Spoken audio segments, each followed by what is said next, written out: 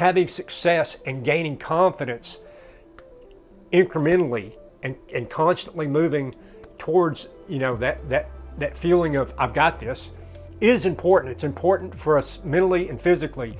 And so starting out too big, too powerful, too heavy, too anything, and then struggling to get, you know, a grip on things is probably, in my opinion, is more of a detriment than starting smaller, gaining that confidence, and then later moving on. And of course, the other aspect of that is finance.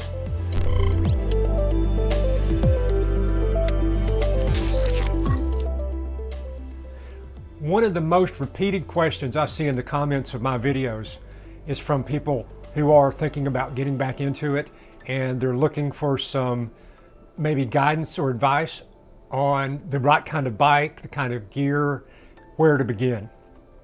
I think to answer that question, you know, I can't sit here and see everybody out there and come up with a one-size-fits-all solution. What I can do is show you how I went about it and talk about that.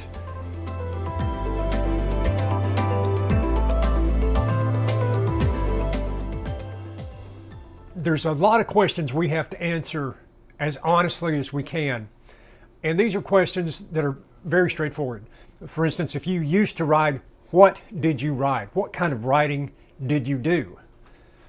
The second question is, how long did you do that? How much experience do you have in that period? The next question would be, okay, well then how long has it been since you've ridden?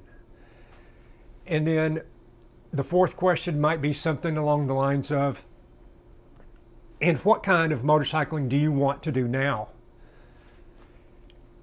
And then the fifth question would be one that's a little more pointed, a little more hard to face for us older guys. And that is, okay, so when you were younger, how fit were you?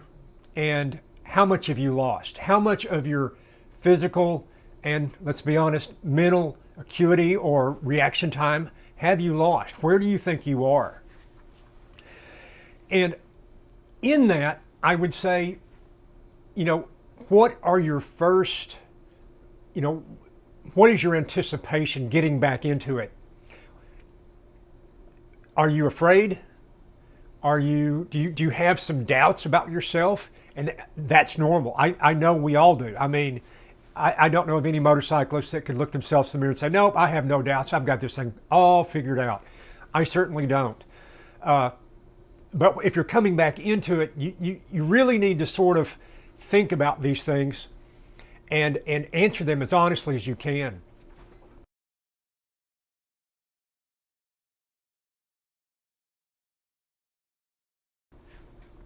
So, you know, I was without a motorcycle, like I said, I think for about 14 years.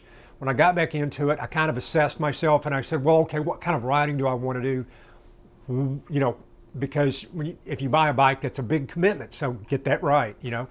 And at the time, you know, the sport bike craze was off the chart. Adventure motorcycling was there, you know, off-road stuff was there, motocross was there. I had to rule out the off-road stuff immediately because at the time I was living in West Palm Beach. And, you know, here in Florida, there's very few places where you can just go off the trail. I mean, if it's not a beach, it's a swamp or it's state land. And good luck riding any of those places. So really, off-road for me was not, you know, that took that right off the plate. And so I focused back on my street riding. And you know, motorcycles had changed dramatically since I left just, you know, a decade and a half ago.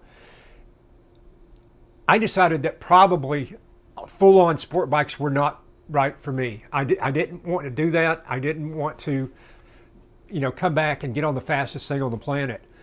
And so, you know, but I didn't want something that was big enough that I could travel because I was thinking that's what I wanted, where I wanted to end up. So I wanted a bike that was comfortable, capable of long distance, reliable, and economical. And those four things were kind of what I focused on. And I spent about 5 or 6 months just going through the lineups of pretty much every manufacturer and and looking and trying to knock off as many of those boxes as I could. And the bike I came to, I've talked about before, is this 2007 Yamaha FC1, and I'm going to do another video on this probably within the next month and talk just specifically about that bike. But it was the class of bike that drew me in. It was not a sport bike.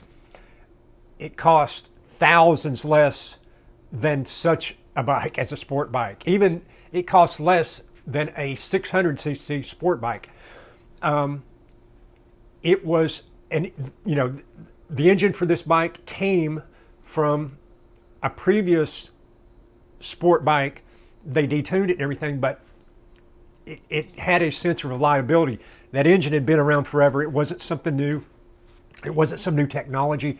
Everything that is on that bike when it came out was bulletproof, reliable, and that really drew me in because this was going to be a big purchase. This was my first new bike I'd ever bought, and so those two boxes were checked. And then the third box was about me.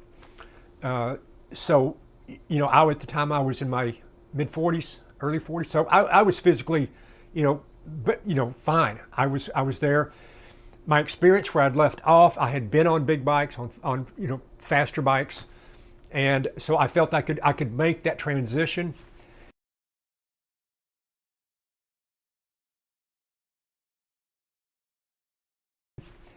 And this is where I want to get into, this next mindset thing, and it is to understand the difference between fear and respect.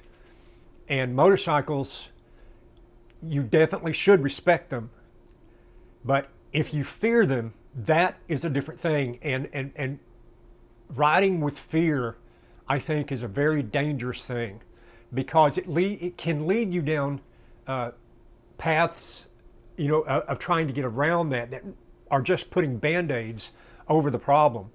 And so, if I were selecting a motorcycle now, I definitely look at that aspect. I mean, can I handle this bike? Can I physically handle it? Can I get it off the stand? If I drop it, can I pick it up? Is it so powerful that I don't trust myself? Those are the things that I would really say to people. If I was one-on-one with someone, I would say, think about that, because you don't want to go around riding scared. I think confidence riding a bike is something that you need to get, and you need to get it quick. And the quickest way is starting at the lowest rung on the ladder that you're comfortable with. Having success and gaining confidence incrementally and constantly moving towards that feeling of I've got this is important. It's important for us mentally and physically. And so starting out too big, too powerful, too heavy, too anything, and then struggling to get a grip on things is probably, in my opinion, is more of a detriment than starting smaller, gaining that confidence, and then later moving on. And of course, the other aspect of that is finance.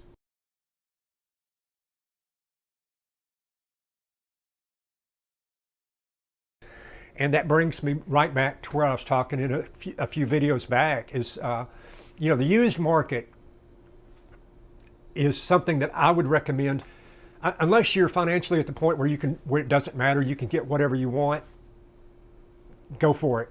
But the used market, I think, would be a great place.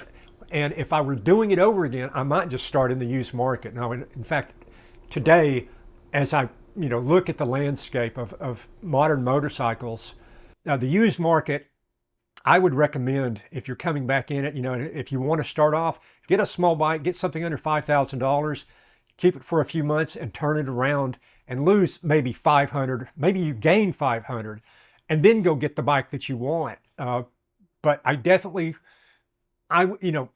personally, if I had taken 20 or 30 years off from riding motorcycles, I think the last thing I would do is come and sink, $20, $30, or $40,000 into a motorcycle that I was very intimidated by. That to me is a recipe for disaster. And I'm talking to mostly old people here, but I do know there's some young people out there and they're thinking about getting into it.